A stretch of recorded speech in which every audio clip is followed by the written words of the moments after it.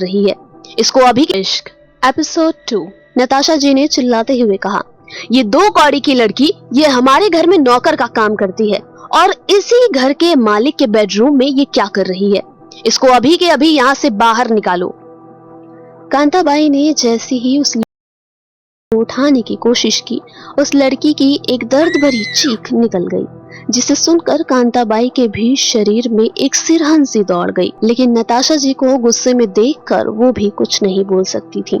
कांताबाई जैसे तैसे सहारा देकर उस लड़की को संघर्ष के रूम से बाहर ले गई और नीचे ले जाकर सर्वेंट के रूप में बिठा दिया। उस लड़की की हालत बिल्कुल भी ठीक नहीं थी।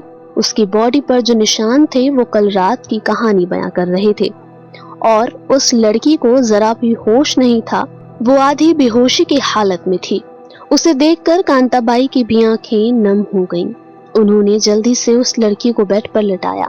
अब तक अरोड़ा मेंशन के जितने भी सर्वेंट वहां मौजूद थे, सारे के सारे ये नजारा देख चुके थे और आपस में खुसर फुसर कर रहे थे।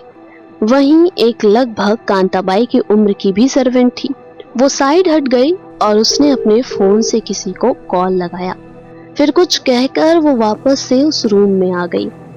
कांताबाई ने एक नजर सब की तरफ देखा और एक सर्वेंट से डॉक्टर को कॉल करने को कहा, लेकिन उस सर्वेंट ने मना कर दिया क्योंकि ये बात नताशा जी को पसंद नहीं आती। वहां जितने भी सर्वेंट थे सबको नताशा जी की आदत पता थी। वो कभी भी एक सर्वेंट को अपनी मनमानी करने नहीं दे सकती थी। वहां मौजूद सभी लोगों को पता था कि अगर उन्होंने डॉक्टर को कॉल करके यहाँ बुलाया तो उनको नताशा जी के गुस्से को झेलना पड़ेगा। कांताबाई ने बेबस नजरों से उस लड़की की तरफ देखा। उसके बाद सारे सर्वेंट्स को रूम से बाहर जाने को कहा।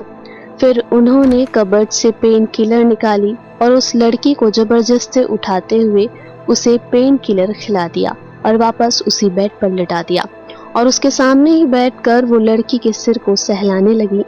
कांताबाई इस सोच में डूब गई कि अब इस बच्ची का क्या होगा। उन्होंने एक नजर उस लड़की की तरफ देखा जिसके माथे पर अब भी सिलवटें थीं। ये देखकर उन्होंने प्यार से उसके चेहरे पर हाथ फेरा और फिर खुद से बोली, पता नहीं देवी माँ उन लोगों की परीक्षा ही क्यों लेती है जिनका मन और चरित्र साफ होता है। एक तो ये बच्ची शादी से पहले ही विधवा हो गई और अब ये सब। पता नहीं इस बच्ची को अभी और कितना कुछ सहना होगा। ये कहते हुए उन्होंने एक गहरी सांस ली। वहीं नताशा जी गुस्से से संघर्ष के कमरे के बाहर से निकलकर अपने कमरे में चली गईं। अभिराम जी को भी कुछ समझ में नहीं आ रहा था। अभी तक तो नताशा जी कुछ रिएक्ट नहीं कर रही थी, लेकिन जब से उन्होंने लड़की का चेहरा देखा था तब से ही उन्हें गुस्सा आ रहा था। ये चीज उन्हें कुछ हजम नहीं हो रही थी। वो भी संघर्ष को एक नजर देखकर वहां से चले गए। हालांकि उन्हें पूरी बात पता नहीं थी, लेकिन वो इतना जरूर जानते थे कि अब उस लड़की का जीना मुश्किल होने वाला है, क्योंकि संघर्ष को अपने आसपास किसी भी लड़की का फटकना तक मंजूर नहीं था और ये लड़की तो सीधे उसके बिस्तर तक पहुंच गई थी। इसलिए इसका अंजाम तो उसे भुगतना होगा। ये सोचकर अभिराम जी ने एक गहरी सी सांस ली और उसके बाद वहां से नताशा जी के पीछे पीछे अपने कमरे में चले गए। इधर नताशा जी अपने कमरे में आकर गुस्से से सारा सामान तोड़फोड़ करने लगी। वहीं अभिराम जी के जाने की आहट सुनकर संघर्ष ने एक नजर पीछे मुड़कर अपने कमरे को देखा। उसके चेहरे पर एक अजीब सा भाव था। उसने एक नजर अपने बिस्तर की ओर देखा जहां पर उस सफेद चादर पर अब लाल रंग के छींटे थे। उसके बाद वो वापस अपनी भावहीन नजरों से बालकनी के बाहर के नजारों को देखने लगा। संघर्ष ने अब तक रिएक्ट नहीं किया था, जबकि इतनी बड़ी बात हो चुकी थी। उसे देखकर पता लगाना मुश्किल था कि उसके मन में चल क्या रहा है। अभिराम जी ने जब नताशा को इतना गुस्सा करते हुए देखा तो उनका हाथ पकड़कर उन्हें अपनी तरफ खींचते हुए कहा, क्या हुआ, इतना रिएक्ट तुम क्यों कर रही हो? नताशा जी ने हैरानी से अभिराम जी की तरफ देखा और कहा, मैं इतना रिएक्ट कर रही हूँ? बल्कि मुझे ये आपसे पूछना चाहिए कि आप इतने शांत कैसे हो सकते हैं? और वो 2 कौड़ी की नौकर हमारे बेटे के कमरे तक पहुँच गई और आप और संघर्ष अभी तक शांत हैं। आपका तो समझ रही हूँ, पर इस संघर्ष ने अभी तक कुछ किया क्यों नहीं? वो इतना शांत कैसे रह सकता है? उसे तो उस लड़की को अपने रास्ते से हटा ही देना चाहिए था। लेकिन संघर्ष को देखकर लग बिल्कुल नहीं रहा कि उसे गुस्सा भी आ रहा है। अभिराम जी ने नताशा को शांत करते हुए कहा, ये तो मुझे भी समझ नहीं आ रहा कि अचानक से ये सब कैसे हो गया। कल तक तो सब ठीक था। फिर वो बेड पर बैठते हुए बोले, और वो लड़की उस संघर्ष के कमरे तक कैसे पहुंच गई, जबकि सारे सर्वेंट को पता है कि ऊपर वाले फ्लोर पर जाना मना है। लेकिन फिर भी नताशा जी अपना हाथ गुस्से से पटकती हुई बोली, अरे आप नहीं जानते इन गरीब लोगों को, जहाँ मौका देखा नहीं कि हथियाने की फिराक में रहते हैं ये लोग। ये लड़की पक्का संघर्ष को सेड्यूस करने की कोशिश कर रही थी ताकि ये इस घर की मालकिन बन जाए, लेकिन शायद वो भूल गई कि संघर्ष अरोड़ा क्या चीज है। अभिराम जी ने मन ही मन खुद से कहा, वो बच्ची लगती तो ऐसी नहीं है कि किसी का फायदा उठाए, देखने में इतनी मासूम है कि पत्थर भी पिघला दे। सही बात है, आजकल कोई भी भरोसे के लायक नहीं है। फिर उनके दिमाग में कुछ आया तो अभिराम जी ने नताशा जी को शांत करते हुए कहा, अच्छा ठीक है, अब शांत हो जाओ। अब जो होना था वो तो हो गया, वो बदल नहीं सकते हम लोग, पर मुझे ये समझ नहीं आ रहा कि ये तो हमारे घर की बात है, फिर मीडिया वालों को ये कैसे पता चली। ये बात सुनते ही नताशा जी के चेहरे पर अजीब से एक्सप्रेशन आए। अब वो ये तो बताती नहीं कि ये सब उनका किया हुआ है। फिर उन्होंने खुद को नॉर्मल करते हुए कहा, आप भूल रही हैं, संघर्ष अरोड़ा कोई छोटा मोटा नाम नहीं है, उसके पल पल की खबर लोगों को रहती है। पर खैर वो सब छोड़िए, पहले इस लड़की को घर से बाहर निकालिए। मैं इस लड़की को एक पल भी अपने घर में बर्दाश्त नहीं करूंगी।